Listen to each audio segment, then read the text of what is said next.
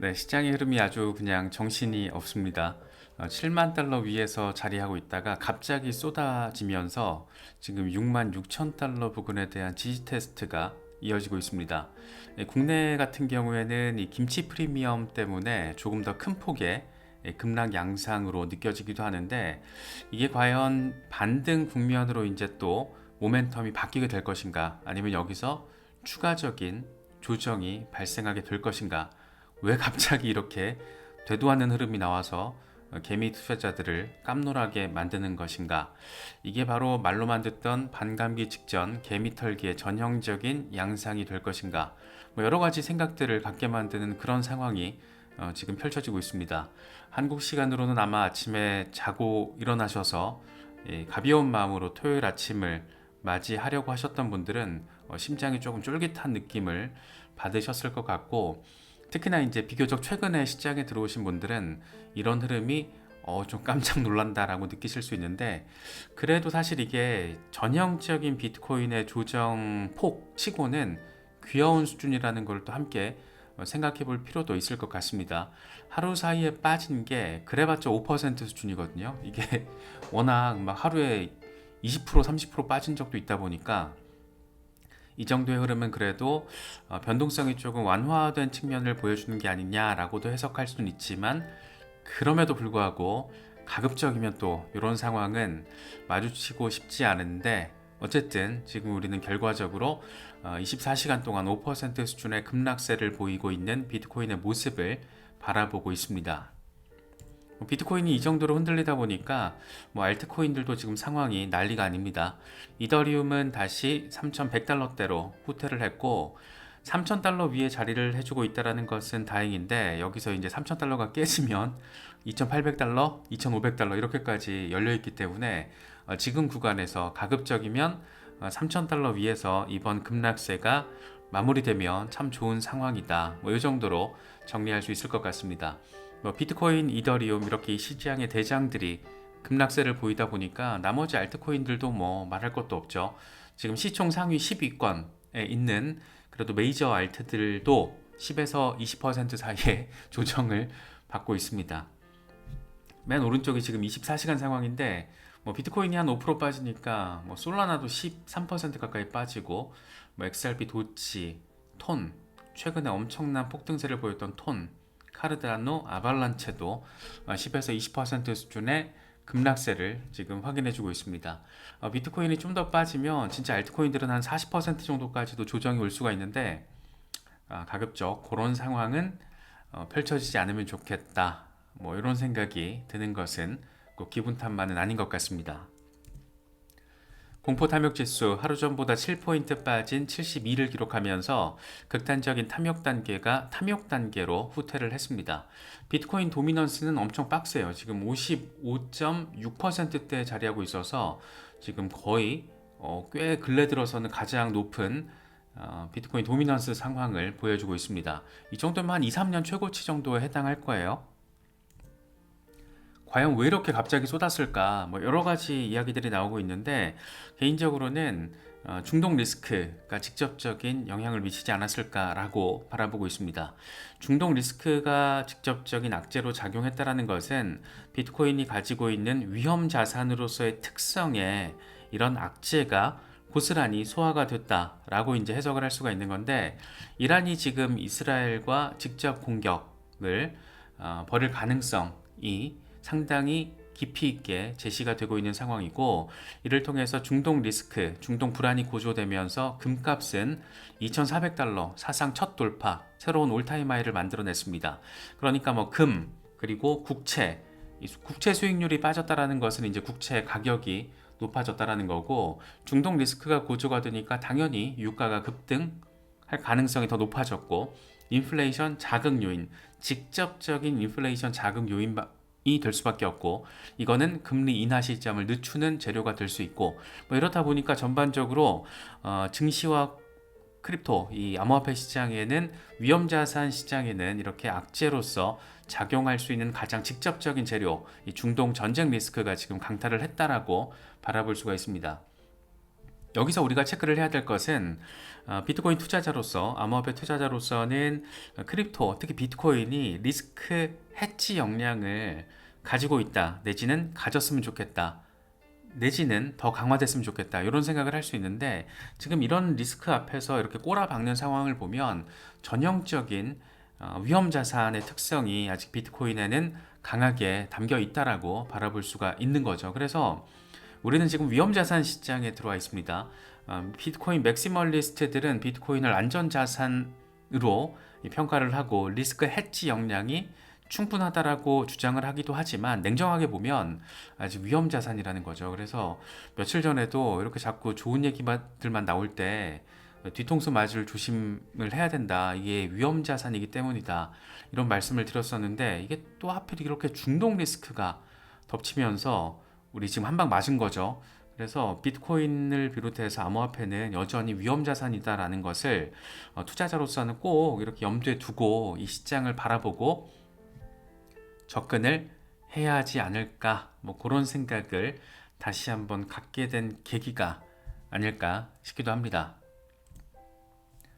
이렇게 지금 중동 리스크가 커지면서 안 그래도 지금 금리 인하에 대한 기대감이 저하되고 있는 상황에서 조금 더 금리 인하 시점이 늦춰지거나 횟수가 줄어들 가능성이 높아졌죠. 당장 이제 유가 불붙을 가능성 높고 실제로 이란과 이스라엘이 이렇게 전면전을 벌인다라는 것은 이게 사실 국제 정치학적 관점에서도 진짜 이 개새끼들 소싸움하는 거랑 비슷한 건데 이 참 미국에서 지금 바이든 행정부가 대선 국면에서 약간 지금 어려운 상황을 보이다 보니까 관심을 또 이제 미국 밖으로 전쟁 이슈로 지금 돌리고 있다라는 시도.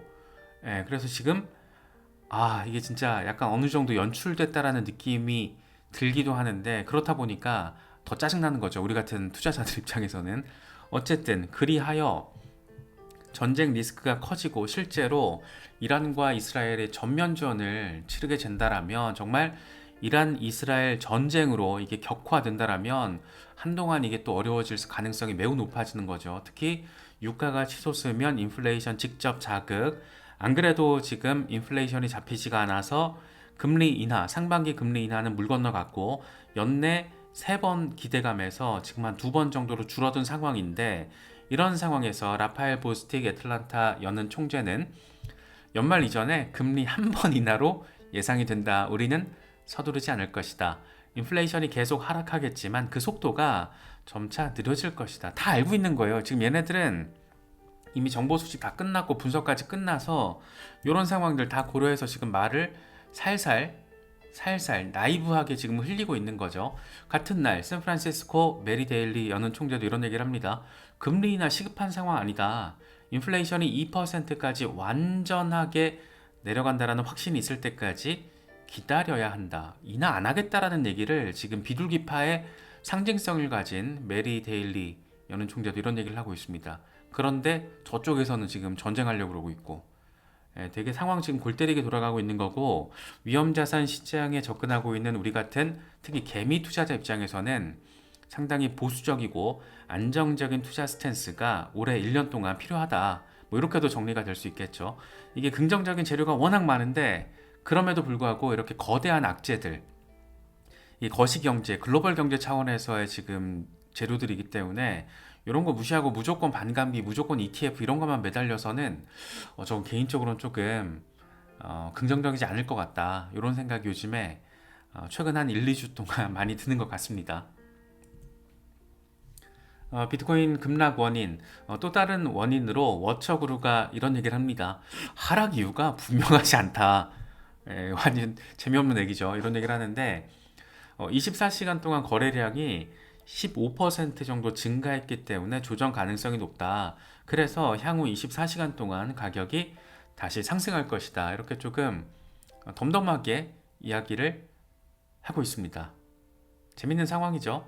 그러니까 지금 크립토 전문 미디어가 보기에도 아씨 이거 뭐지? 지금 이러고 있는 거예요. 그래서 24시간 동안 가격이 다시 반등할 것이라는 것은 주말을 거치면서 시세가 다시 안정화될 거라는 건데 지금 비트코인의 가격이 어느 정도 안정화되는 이 스테블라이션 과정이 좀 필요합니다.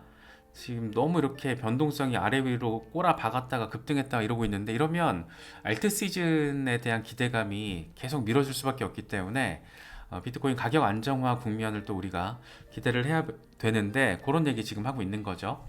그러면서 하는 얘기가 반감기가 지금 임박했다. 그래서 큰 폭의 하락세는 없을 것으로 예측한다. 이번 하락은 이 폭풍 전 고요일 수 있다. 반감기를 통해서 올타임 하이 경신 가능성 있다. 이렇게 좀 긍정적으로 이야기를 하고 있습니다. 반감기 직전 흔들기를 원인으로도 우리가 생각을 해볼 수는 있을 것 같아요. 과거 패턴을 보더라도 반감기 직전과 직후에 이 비트코인이 갑자기 꼬라박았던 그런 상황들이 있기 때문에, 이번에도 반감기 직전 이렇게 급락 상황으로 해석을 할 수 있는 가능성, 이제 정말 얼마 안 남았습니다. 지금 오늘 오전 상황으로 7일 나왔는데 4월 20일, 4월 18일에서 22일 사이에 지금 반감기가 단행될 것으로 보이잖아요. 그러니까 앞으로 5일에서 9일 사이에 비트코인 반감기가 단행될 가능성, 빠르면 5일 뒤라고 생각하면 정말 이제 일주일도 안 남았다, 이렇게 바라볼 수 있기 때문에 반감기 직전에 어떤 개미털기 양상의 흔들기, 급락 조정, 뭐 이런 상황으로도 해석은 할 수 있을 것 같은데, 뭐 여러 가지 관점이 있겠지만 전 개인적으로는 지금 전쟁 리스크가 이번에 직접적인 영향을 비트코인에 때린 게 아닌가라고 바라보고 있습니다. 특히 반감기 당일 그리고 직전 직후 상황을 우리가 조금 과거에는 어땠는가, 이런 부분들을 조금 진중하게 염두에 둘 필요가 있다, 이런 말씀을 좀 드렸었는데, 다시 한번 간단하게 좀 정리를 해보면 2012년 같은 경우에 첫 번째 반감기 때는 당일에는 횡보를 했습니다. 그러다가 380일에 걸쳐서 12달러였던 게 1166달러, 9500% 반등을 했었고, 두 번째 반감기 2016년의 경우에는 반감기 직후에 마이너스 29% 꼬라 박았습니다. 이 반감기 랠리의 기대감을 한번 이렇게 털고 손바뀜하고 이제 랠리를 향해서 나아갔던 거고, 500일 동안 4100% 상승을 하면서 470달러였던 게 19600달러, 어마어마한 반등세가 나왔었죠.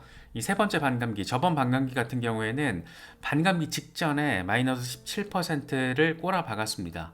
그러다가 한 5, 6개월 정도 횡보를 하고 본격적으로 포물선형 랠리를 시작했었는데, 547일 동안 693%, 8,700달러였던 게 69,000달러로 급등을 했었죠. 그래서 지금 같은 어떤 급락의 폭이 굉장히 많이 완화된 것이다 라는 점을 우리가 느낄 수가 있고, 2023년 초부터 지금까지 마이너스 20% 초반의 조정이 가장 빡센 조정이었잖아요. 그래서 예전처럼 30%, 40% 이런 조정이 아직 한 번도 2023년 이후에 벌어지지 않았다라는 거.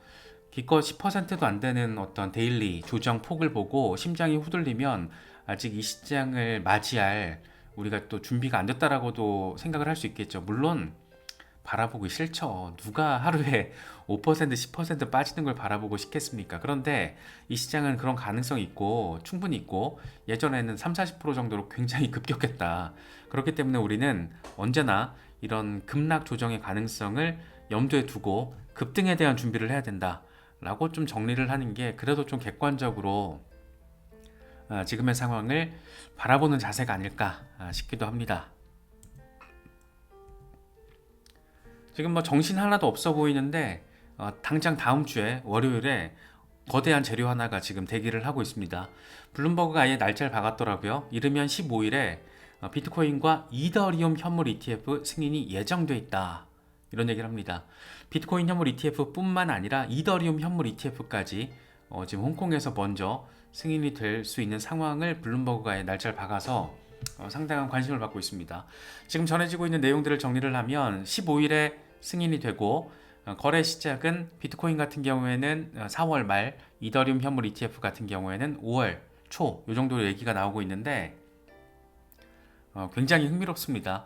홍콩에서 이렇게 크립토 허브 도시가 되기 위해서 엄청 지금 쌩 난리를 피고 있는데, 비트코인 현물 ETF를 미국 월가보다 뒤늦게 출시를 하지만 이더리움 현물 ETF는 치고 나가겠다라는 거여서 이게 되게 재밌는 상황이고, 우리 같은 투자자 입장에서는 비트코인과 그리고 나아가서 이더리움까지 홍콩에서 출시된 이 ETF 상품들로 어느 정도 자산이 몰리게 될 것인지, 투자 자금이 몰리게 될 것인지, 이게 지금 핵심적인 관전 포인트라고 할 수 있는데, 재밌는 것은 중국 정부가 관망할 가능성, 그러니까 앞으로 이제 홍콩에서 비트코인 현물 ETF, 이더리움 현물 ETF가 승인된 뒤에, 출시된 뒤에 중국 공산당이 중국 본토에서 어떻게 이 상황을 대응을 할 것인가, 이게 지금 굉장히 큰 이슈잖아요. 그런데 과거 상황을 보면, 그리고 현재 상황을 짚어보더라도 중국 정부는 뒷짐지고 있을 가능성에 대해서 생각을 해볼 수 있다는 거죠.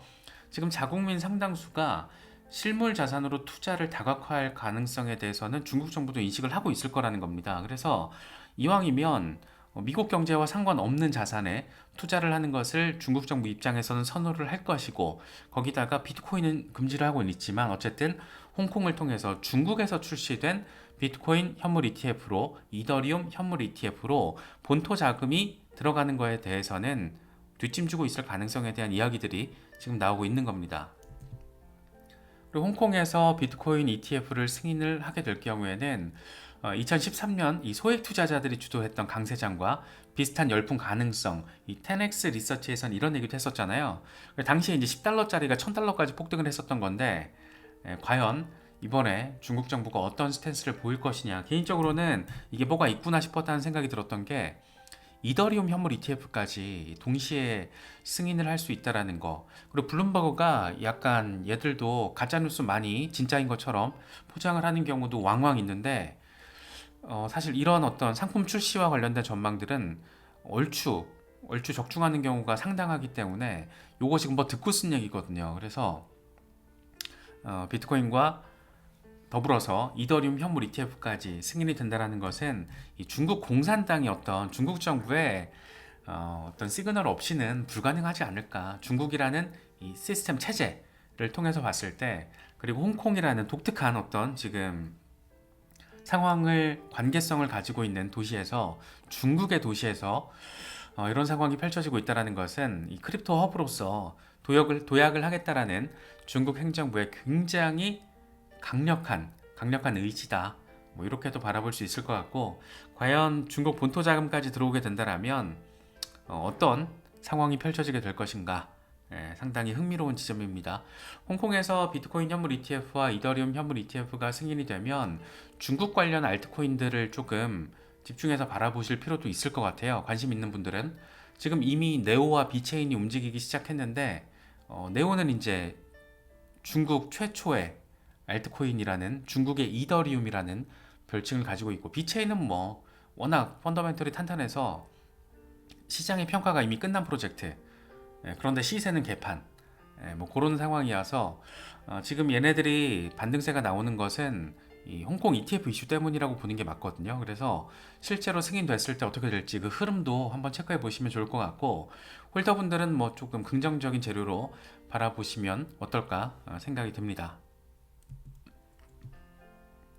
특히 이제 뭔가 지금 시계가 빠르잖아요. 뭔가 지금 빨리 돌아가고 있어요. 이게 홍콩에서의 비트코인 현물 ETF 이슈도 예상보다 지금 빨리 벌어지고 있는 거고, 비트코인이 반감기 전에 전고 돌파라는 역사적으로 처음 있는 일이 지금 벌어지고 있고, 그렇다 보니까 이번 사이클의 고점이 내년 하반기가 아닐 수 있다라는 생각을 전 되게 많이 하거든요, 요즘에.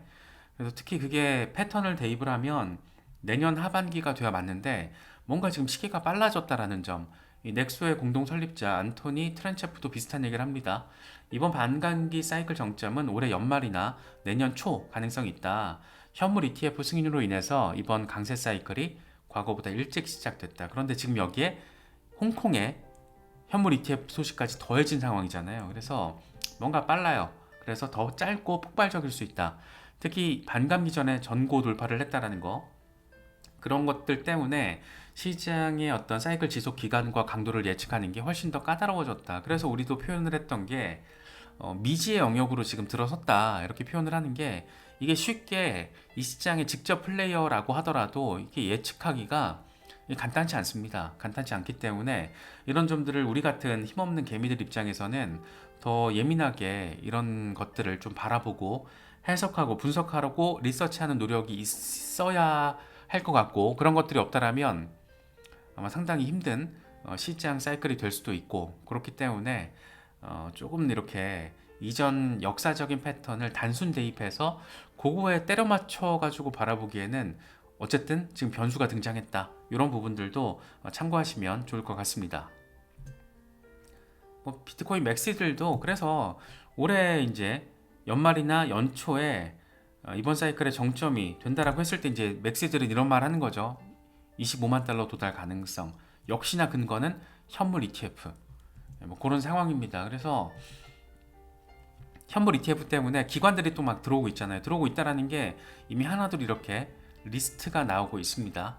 그래서 그런 점들을 참고를 하시면 앞으로 현물 ETF로 들어오게 될 추가적인 기관들의 유입세가 가속화될 수 있다는 거. 그게 이제 우리한테는 핵심 포인트가 될 건데, 그런 부분들 같이 챙기시면 좋을 것 같습니다. 일단 일간 차트는 다행히도 중요 지지라인에 대해서 말아 올리는 상황이 확인이 되면서 지금 종가 마감이 됐습니다. 여기서 지금 와리가리 하고 있는데 이 지지라인 지켜줄지가 지금 최대 관전 포인트라고 할 수 있겠죠. 다시 말해서 67,000달러 위에서 놀아줘야 된다. 아무리 조정을 받더라도. 그래서 지금 일간 종가에서 이 삼각 패턴 안에서 잘 나아가 줬으면 좋겠다. 그래서 케빈 스펜슨 같은 사람은 지지선 바로 위에서 종가 마감을 했다라는 거에 지금 의미를 두고 있죠. 젤레 같은 경우에는 주간 차트로 봤을 때 메가폰 패턴이 지금 낙관적으로 형성이 되고 있어서 목표 가격, 이번 사이클의 목표 가격은 18만 달러. 하지만 당신은 믿지 않을걸? 이렇게 얘기를 하고 있습니다. 그러니까 지금 상황에서 이 심장이 다 털려나가는 것 같은 느낌을 가질 테니까 못 믿겠지? 이런 얘기를 하는 건데, 잘 봐. 18만 달러까지 가게 될 거야. 이런 얘기를 하고 있어요. 그래서 어려운 시장이에요. 다시 한번 느끼는 거지만 역시 어려운 시장이고, 뭐 주식 시장도 마찬가지고, 암호화폐 시장도 마찬가지고, 위험자산 시장은 어렵습니다. 어렵고, 이게 또 유동성 돈놀이 측면에서도 바라볼 수 있는 시장이다 보니까 자칫 멍 때리고 있으면 털립니다. 그렇기 때문에 매일같이 우리가 이렇게 빡세게 3년째 공부를 하고 있는 거죠. 그래서 이런 부분들도 함께 챙기시면서 시장 바라보시면 더 도움이 될 수 있지 않을까 생각됩니다.